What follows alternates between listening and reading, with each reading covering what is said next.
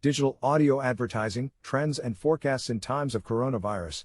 As digital advertising trends go, audio advertising has one very important aspect to it: to fill a gap in screenless media and enable more touchpoints with audiences, especially younger ones such as the Generation Z and Millennials. Simply put, in a world where we are oversaturated by display ads, there are places where brands can't penetrate with visual media. Thanks to advances in programmatic audio and the shift in user behavior, there are now more opportunities than ever before for brands, as well as publishers and content creators, to take advantage of the momentum and engage and monetize customers from a new angle.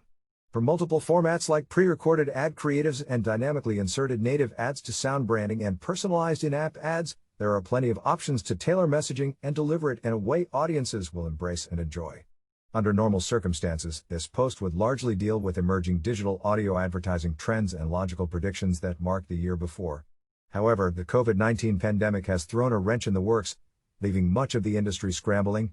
As someone who is closely following the situation, and has been for the better part of the past 10 years, here are my observations and forecasts, along with color commentary from Dominic Milano, SVP, Sales and Business Development, North America at TargetSpot, an advanced digital audio ad platform connecting top national brands and local advertisers to highly engaged internet and mobile audiences. Behavioral changes are driving ad spending. It's no secret that the pandemic is affecting virtually everyone, and businesses across the landscape are dealing the best way they can. Marketing and sales are in considerable decline as people are saving money due to fear of slash and unemployment.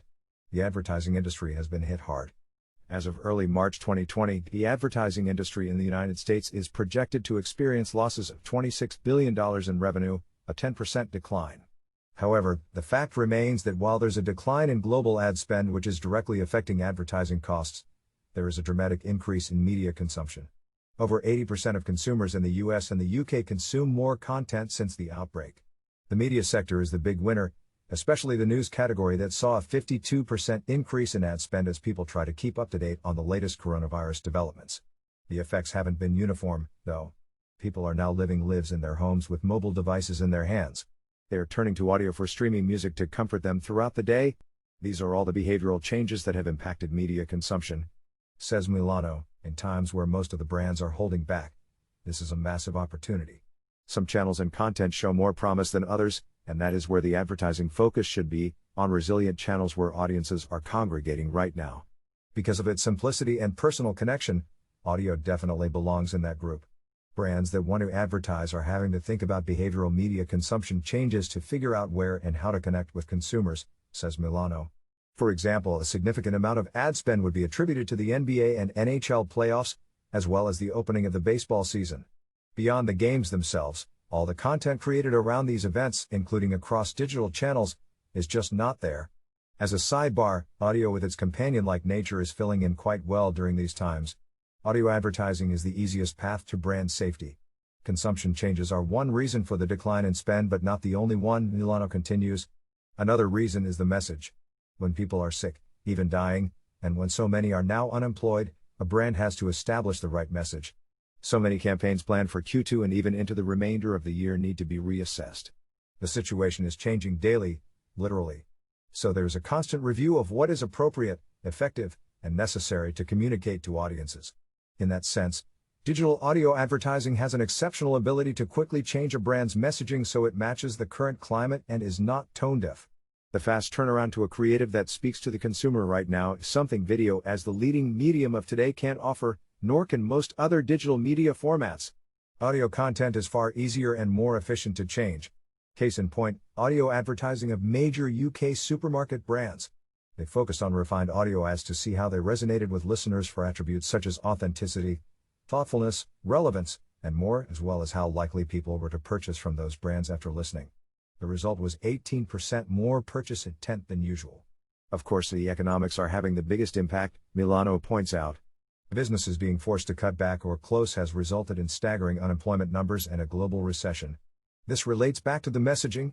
For some advertisers, the usual call to action may not be appropriate or generate a ROI. However, branding remains critical and even opportunistic. This indeed is a time to use share of voice to gain share of mind against competitors who might not be spending. He then pointed out the Post/Kellogg's story of the Great Depression. Being one of the two players at the forefront of the packaged cereal market, post it and think it prudent to advertise then, instead of cutting their advertising budget like their rival.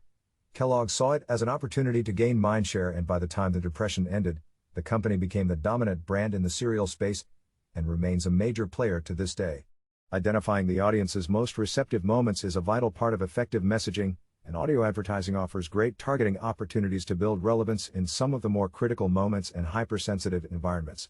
The golden rule in digital advertising is placing your users first, something the personal and intimate nature of audio content can easily convey.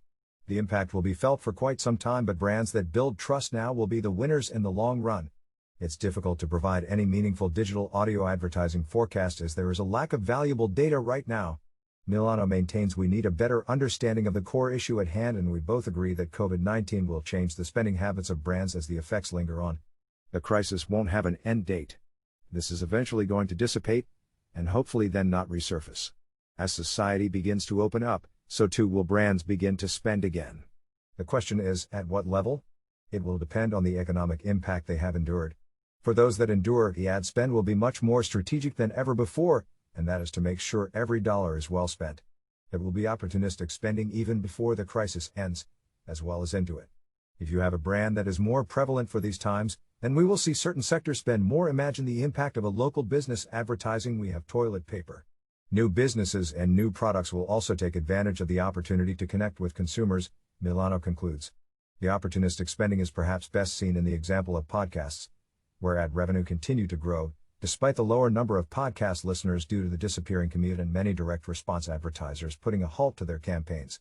Nobody is saying there won't be any disruption to Q2 revenues, probably Q3 too, perhaps even beyond, but unlike other media types, audio advertising is fairly healthy and not experiencing waves of cancellations. In times of uncertainty, audio advertising offers more certainty than others.